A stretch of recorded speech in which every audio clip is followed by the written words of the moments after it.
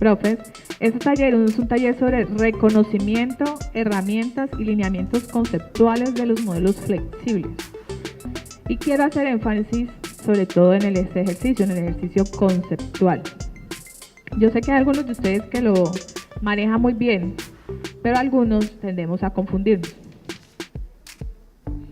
Entonces, vamos a arrancar de lo siguiente. Dentro de nuestros establecimientos educativos, a la hora de formular nuestro proyecto educativo institucional, siempre nos dicen establezca su modelo pedagógico. ¿Sí? Pero, ¿qué es un modelo pedagógico? Un modelo pedagógico es una construcción teórica. Y quiero hacer mucho énfasis en esto porque a veces nos quedamos como un poco cortos en la comprensión de lo que termina siendo un modelo pedagógico. Un modelo pedagógico es un ideal, ¿sí? Es un ideal. Por eso es un constructo teórico formal que fundamenta científica e ideológicamente, interpreta, diseña y ajusta la realidad pedagógica. Escúchenme en eso, que responde a una necesidad histórica concreta. Los modelos pedagógicos, quiero que los comprendamos como la filosofía de la educación. Es decir, el ideal. Miren, de acuerdo, todos los modelos humanistas que nosotros conocemos, más o menos surgen a partir de la Primera, Segunda Guerra Mundial, principios del siglo XX, más o menos hacia acá. Estamos hablando de principios del siglo XX. Que se marcan sobre una forma de ver el mundo de forma diferente a como se venía viendo. ¿Sí? Por eso cuando hablamos del modelo tradicional, ¿sí?, hablamos más o menos de la filosofía medioevo, filosofía del Renacimiento, donde surgen las escuelas de los religiosos, etcétera, etcétera, que en donde entonces está el maestro y están sentados los estudiantes alrededor, etcétera, etcétera, que es lo que llaman luego la educación bancaria. Bueno, pero cuando nosotros hablamos desde el modelo educativo, pedagógico de nuestra institución educativa, entonces nosotros tenemos que verlo como cuáles son las filosofías, ¿sí? ¿Cuáles son las filosofías que hay en este momento a nivel educativo o a nivel pedagógico? Y tenemos varias, ¿no? Entonces, cuando nosotros decimos, mire, mi institución educativa tiene que establecer un modelo pedagógico, es decir, mi institución educativa va a tener un ideal de estudiante. Entonces, ¿qué modelos pedagógicos hay en el mercado? ¿Sí? Entonces, de acuerdo a eso, nosotros establecemos esos modelos pedagógicos de mi institución, porque ese va a ser mi ¿qué? Mi norte. El modelo pedagógico le dice, mire, aquí hay unas formas de hacer, desde lo pedagógico, y la idea es que estas formas de hacer nos den un individuo con estas características, un sujeto, un individuo, un ser humano, con estas características, ¿sí? Entonces le están diciendo, si ustedes se marcan esto, sus quehaceres van a hacer esto, los quehaceres del estudiante van a hacer eso, y los quehaceres de la institución van a hacer esto, ¿sí? Entonces la idea es que de ahí en adelante nos enrutemos. Ahora miramos. Entonces los modelos pedagógicos son presupuestos teóricos y metodológicos para la elaboración de los modelos educativos, de los modelos educativos. Las concepciones o teorías filosóficas y sociológicas que los contienen, las teorías psicológicas, es decir, los procesos de enseñanza-aprendizaje, y las teorías pedagógicas. Eso es lo que contiene un modelo pedagógico. ¿Cuáles son las implicaciones de los modelos pedagógicos? Primero, implica el contenido de la enseñanza, el desarrollo del niño y las características del docente. ¿Qué hago? ¿Cómo lo hago? ¿Y en dónde lo hago? Pretendo lograr aprendizajes y se concreta en un espacio pedagógico. Es una investigación de carácter teórico creado para reproducir idealmente el proceso de enseñanza-aprendizaje. Vamos ahora a centrarnos sobre los 3 modelos pedagógicos sobre el cual está enmarcado nuestros programas, nuestras estructuras, nuestros modelos educativos, y son básicamente 3, es la escuela activa, la pedagogía crítica y el constructivismo. Son las 3 líneas de modelos pedagógicos. ¿Qué nos dice la escuela activa? En la escuela activa el sujeto ocupa el primer plano dentro del fenómeno educativo y el proceso pedagógico. Los factores internos de la personalidad se reconocen como elementos activos de la educación del sujeto, en particular sus motivaciones, a la vez que se admite una variedad de respuestas posibles ante las mismas influencias externas. ¿Qué significa eso? A partir de, todo lo que son las líneas pedagógicas humanistas, nos dicen, mire, el centro ya no es el docente, el centro ahora es el estudiante, ¿sí? No es el docente el que tiene el conocimiento, es el estudiante el que descubre. Y eso parte de unas teorías epistémicas, ¿sí? ¿Qué son las teorías epistémicas? ¿Cómo conoce el hombre o cómo se aproxima el hombre al conocimiento? ¿Cómo empezamos a conocer? Entonces empezamos a conocer y entonces empiezan a hacer un recorrido y se van hasta Aristóteles, Sócrates, Platón, etcétera, etcétera.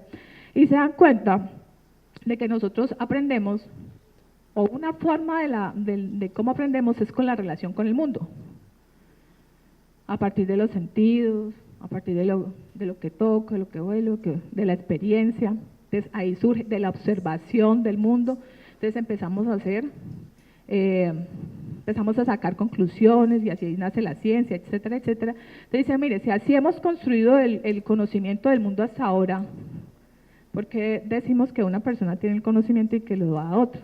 Esa es una forma. Y si ponemos a los niños a aprender desde ellos mismos, y eso es más o menos lo que dice la escuela activa, el niño empieza a aprender desde sí mismo y sus factores de personalidad son claves en este proceso. Se hace un paralelo aquí, más o menos cómo es los aspectos de enseñanza dentro de la que es la pedagogía tradicional y lo que es la pedagogía activa. Entonces, el aspecto, la concepción de enseñanza de la pedagogía tradicionalista, actualización del aspecto externo, una estandarización, unos métodos directivos y autoritarios. Dentro de la pedagogía activa nos dice que énfasis en los componentes de la personalidad, es flexible, métodos no activos, son dinámicos y participativos. Ese es el concepto de enseñanza.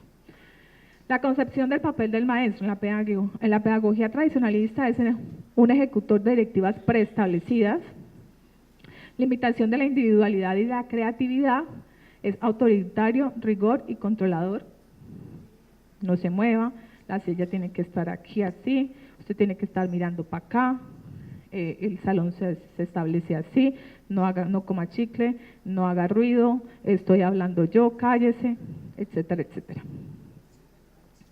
En la pedagogía activa, el papel del maestro es activo, es creador, es investigador, es experimentador, estimula la individualidad, es flexible, es voluntario y es un orientador del aprendizaje.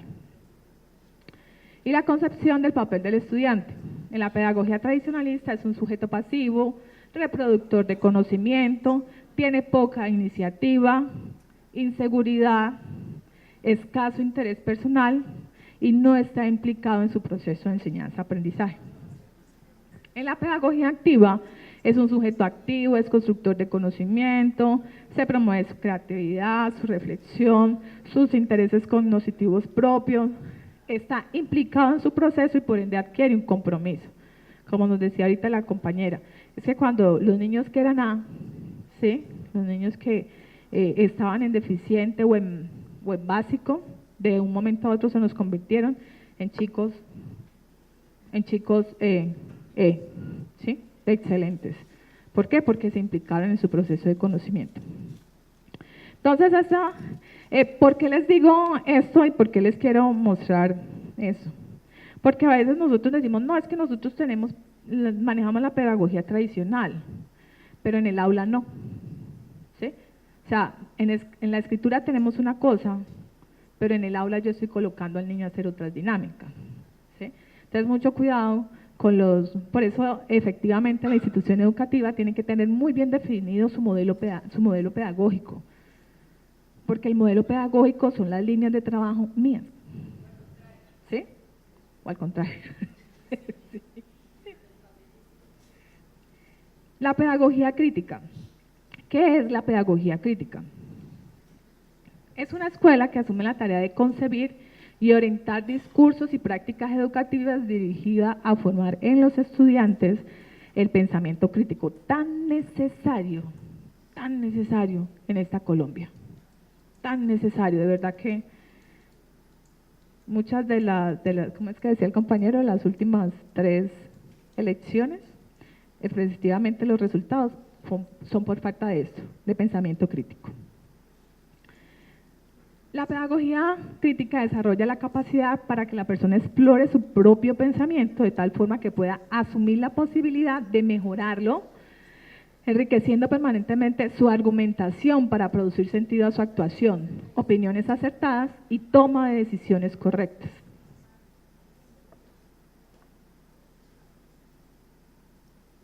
¿Cómo es un estudiante bajo la pedagogía crítica?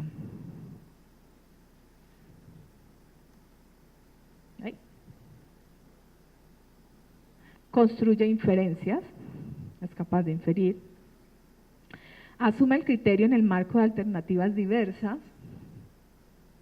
es decir, si yo me paro aquí, sé por qué me estoy parando aquí, ¿sí? Si me paro en este lado de un argumento, sé por qué me estoy parando en este lado. Desarrolla la imaginación y la creatividad, interpreta información, tan clave, confronta argumentaciones y construye sus propias conclusiones. ¿Cuáles son las estrategias de implementación de la pedagogía crítica dentro de mi aula de clase? Generación en los estudiantes, interés para asumir su aprendizaje. Que ellos sean capaces de responder a la pregunta, ¿para qué aprendo? Determinación de necesidades de apropiación de conocimiento. Es decir, lo que pasa dentro de la pedagogía tradicional, el profesor se para y le dice, vamos a aprender las tablas de multiplicar. Profesor, ¿por qué voy a aprender las tablas de multiplicar? No sé, pero porque sí, porque yo digo y ya empiezo, ¿sí? Porque es que usted tiene que aprendérselas, porque las necesita para la vida, pero el niño no le entiende eso, ¿sí? Entonces, la pedagogía crítica nos dice, mire, tenemos que plantearle la necesidad de por qué necesita ese conocimiento. Después de implantada, él solo va a adquirirlo porque siente ese ejercicio de necesidad. Generalmente nosotros nos quejamos de los estudiantes, no, es que esos estudiantes no quieren estudiar, es la queja de todos nosotros, no, es que estos muchachos, sí, no, es que en mi época sí, uno se sentaba y quería aprender y no sé qué, pero ahora uno va, no, esos muchachos no quieren aprender, realmente yo los entiendo, porque es que usted no le está diciendo nada nuevo, eso que usted le está diciendo, él lo tiene, da un clic y ya lo tiene ahí. Y aquí hay una profesora muy querida mía que le estaba pasando eso en su sede. Y entonces resulta que tenía un niñito con un berraco celular. Y cada vez que ella decía, vamos a ver tal cosa, el niñito lo buscaba en el celular, ¿cierto, Nelly? Lo buscaba en el celular y decía, profesor, que usted va a decir tal cosa. Y hasta ahí llegó la clase. Entonces la profesora no sabía qué hacer con el niño. Entonces la idea, volvamos a ese celular una herramienta pedagógica, ¿sí? Ese celular, entonces están muy cansados con el celular, venga, yo voy a dar eso, usted que tiene el celular, búsquelo, y mira, cuéntenle a sus amiguitos. Entonces ya ahí le cambiamos el chip, ¿sí? No volvió a llevarlo al celular porque le estaban gastando los datos. ¿Sí o no? No lo volvió a llevar porque le estaban gastando los datos. Pero miren que ese es seguirle el juego. Por eso, no tenemos nada que decirles que ellos ya no lo encuentren así. ¡Tin! ¿Sí? Entonces, ¿qué vamos a hacer con el conocimiento? ¿O seguimos repitiéndolo o tenemos que transformar el discurso? ¿Listo?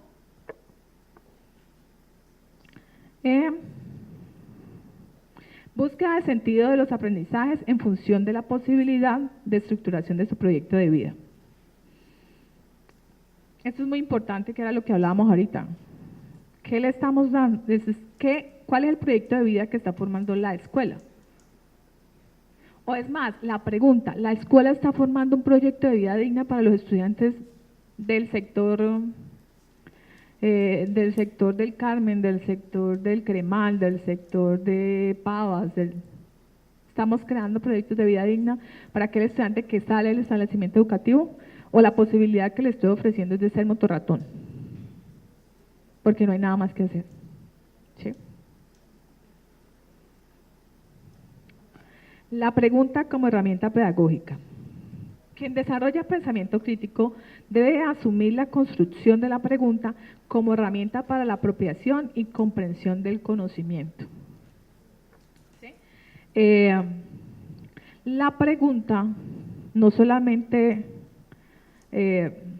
la hace el docente, también tenemos que enseñarle al estudiante a construir preguntas, a que se cuestione. ¿Sí? La medida que el estudiante se cuestiona, también da la posibilidad de un proceso argumentativo, de que se responda o de que alguien le dé una razón del por qué. Y eso es muy importante en nuestra sociedad contemporánea, en donde los medios masivos de comunicación manejan toda la comunicación, ¿sí? Y toda la información. Y lo que yo les decía, que el problema político que planteaba el compañero allá atrás se genera por eso, porque ¡ay, nos vamos a volver Venezuela! ¿Sí? Ah, sí, nos vamos a volver Venezuela. Todo el mundo se comió el cuento. ¿Dónde estuvo la pregunta? ¿Dónde estuvo el contexto histórico? O sea, tuvieron en cuenta el contexto histórico, se pensaron los 10 millones de colombianos que votaron por el señor Duque, ¿pensaron realmente qué implicaba volverse a Venezuela? ¿Sí? ¿Qué implicaba el proceso de paz? ¿Cuál es el contexto histórico, social, económico, político en el cual estábamos? Si era pertinente tener efectivamente como presidente el señor Duque o una persona diferente. No lo pensaron. Lo único que pensaron fue, nos van a volver Venezuela. Y por eso votaron como votaron. ¿Sí? Cuando la pregunta es, ¿quieren la paz estable y duradera? Dijeron, no. Dijimos, no, porque y quedamos como un cuero en la comunidad internacional. El único país en el mundo que le ha dicho no a la paz. ¿Por qué? No, porque es que van a dejar a los guerrilleros sin... ¿Hubo en algún momento una lectura crítica acerca de los acuerdos de paz? No lo hubo. Y eso es falta de esto. Y ahí es donde nosotros tenemos que empezar a cuestionarnos, profes. Porque gran parte de la responsabilidad de eso surge de la escuela. ¿Sí? La gente no lee. La gente no, bueno, y lee, porque realmente la gente lee, ¿sí? Pero la gente no comprende lo que está leyendo, y no comprende en contexto, y eso es lo que hace la pedagogía crítica.